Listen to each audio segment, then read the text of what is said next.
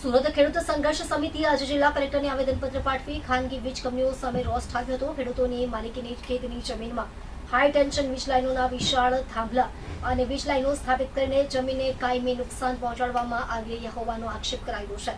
ખેડૂતોએ જણાવ્યું કે ખેતીલાયક જમીનને નુકસાન થાય છે, ઉત્પાદકતા પર અસર પડે છે અને મિલકતના હકો પર પ્રતિકૂળ અસર થાય છે, છતાં યોગ્ય વળતર, નિયમિત ભાડું કે ન્યાયસંગત લાભ મળતા નથી। સમિતિએ માંગ કરી કે ભવિષ્યમાં હાઈ ટેન્શન થાંભલાના કારણે જાનહાનિ, પશુહાનિ કે મિલકતને નુકસાન થાય તો તેની જવાબદારી અને વળતર અંગે સ્પષ્ટ વ્યવસ્થા કરવી જોઈએ। અન્નદાતા સર્વોપરી અને ખેડૂત બચશે તો દેશ બચશેના સૂત્ર સાથે રાજ્ય સરકાર સમક્ષ રજૂઆત કરવા માટે માંગ કરી છે। સુરત જિલ્લા કલેક્ટર કચેરી ખાતે આજે ખેડૂત સંઘર્ષ સમિતિ સુરત દ્વારા ખેડૂત હિત, અન્નદાતા હિત અને જનહિત માટે આવેદનપત્ર આપવામાં આવ્યું છે, જેમાં જણાવ્યું કે ગુજરાતના અનેક જિલ્લાઓમાં અન્નદાતા ખેડૂતો પોતાની માલિકીની ખેતીની જમીન હક અને વાજબી વળતર માટે લોકશાહી અને બંધારણીય માર્ગે આંદોલન કરી રહ્યા છે। વિવિધ ખાનગી વીજ કંપનીઓ દ્વારા ખેડૂતોની માલિકીની જમીનોમાંથી હાઈ ટેન્શન વીજ લાઇનો પસાર કરવામાં આવી રહી છે તથા વિશાળ થાંભલાઓ ઊભા કરવામાં આવી રહ્યા છે, જેના કારણે ખેતીલાયક જમીનને કાયમી નુકસાન પહોંચે છે, ખેતીની ઉત્પાદકતા પર અસર થાય છે અને ખેડૂતોના મિલકતના હકો પર પ્રતિકૂળ અસર થાય છે। ખેડૂતોની જમીનનો સતત ઉપયોગ થતો હોવા છતાં ઘણા કિસ્સાઓમાં યોગ્ય વળતર, નિયમિત ભાડું અથવા અન્ય ન્યાયસંગત લાભ મળતા નથી। ઉપરાંત ભવિષ્યમાં આવા હાઈ ટેન્શન થાંભલાઓ અથવા વીજ લાઇનોના કારણે જાનહાનિ, પશુહાનિ અથવા મિલકતને નુકસાન થાય તો તેની જવાબદારી અને વળતર અંગે સ્પષ્ટ અને અસરકારક વ્યવસ્થા હોવી જરૂરી છે। સમિતિએ જણાવ્યું કે ભારતના બંધારણ હેઠળ નાગરિકોના કાયદેસર હકોનું રક્ષણ કરવું રાજ્યની ફરજ છે। ખેડૂતોની માલિકીની જમીનનો ઉપયોગ જાહેર હિત માટે કરવામાં આવે તો પણ કાયદા મુજબ યોગ્ય વળતર, પારદર્શિતા અને ન્યાયના સિદ્ધાંતોનું પાલન થવું આવશ્યક છે। આ મામલે તાત્કાલિક કાર્યવાહી કરી રાજ્ય સરકાર સમક્ષ રજૂઆત કરવા માટે માંગ કરી છે। મારો પરિચય ધીરુભાઈ વિરાણી, એક ખેડૂત સમાજ, ખેડૂત સંઘર્ષ સમિતિના આગેવાન। અમારી રજૂઆત એટલી છે કે જે જમીનની અંદર કંપનીઓ થાંભલા નાખી રહી છે એનું કોઈ યોગ્ય વળતર આપ્યું નથી, કોઈ એવો પરિપત્ર નથી જાહેર કર્યો કે ખેડૂતોના હિતમાં હોય। કંપની અને સરકાર મળી અને કામ કરતી હોય એવું લાગે છે। 14 દિવસથી અમારા આજે 15મો દિવસ છે, અમારા આગેવાનો ત્યાં સ્થળ ઉપર અપવાસ ઉપર બેઠા છે।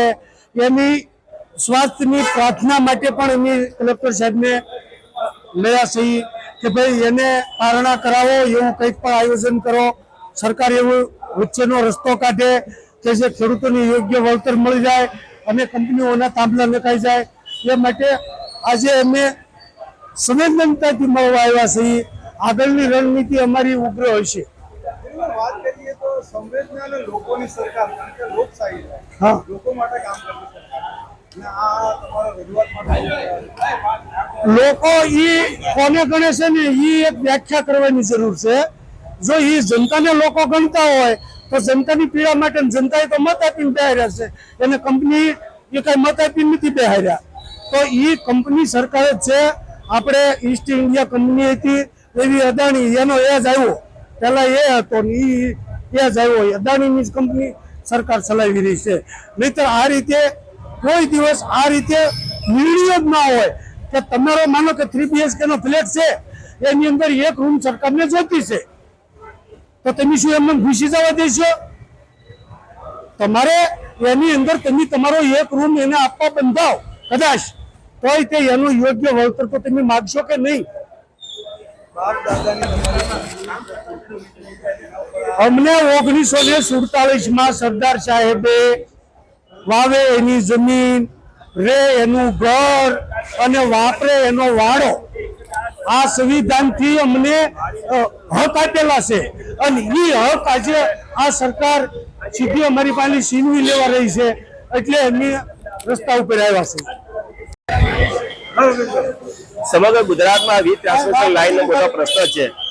દરેક જિલ્લામાં ગુજરાતના ખૂણે ખૂણે અત્યારે છાવડીઓ અને આંદોલનો ચાલી રહ્યા છે।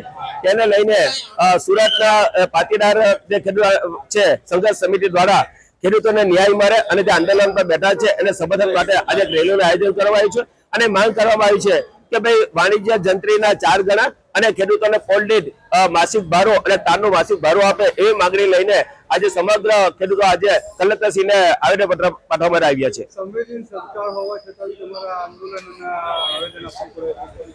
સંવેદન ખાલી કહેવાની વાતો છે. આ સરકાર ખેડૂતોને મત લઈને અને ખેડૂતોને ઊંડા પાટે ચરાવીને ખેડૂતોને મત લઈને સત્તામાં બેઠી છે, પરંતુ આ દેશના વિકાસ માટે ફક્ત ખેડૂતોનો જ ભોગ લેવા માંગે છે. એ સંવિધાન ન કહે, એ ખરેખર અદાણી અને અંબાણીના હિત માટે કામ કરતી આ સરકાર છે. આગળની કઈ રીતે રણનીતિ હશે? આજે અમારે સંઘર્ષ સમિતિના આગેવાનો ધીરુભાઈ, નરેશભાઈ બીજા આગેવાનોએ કલેક્ટર સાહેબને એક સૂચના આપી છે, એક ધ્યાન દોર્યું છે કે જો આ જે છાવડીઓ બેઠેલા છે એને ન્યાય આપો, એને પારણા કરાવો, ન કરવામાં આવે તો જલન આંદોલન કરવામાં આવશે, એવી એક ચીમકી આપવામાં આવી છે.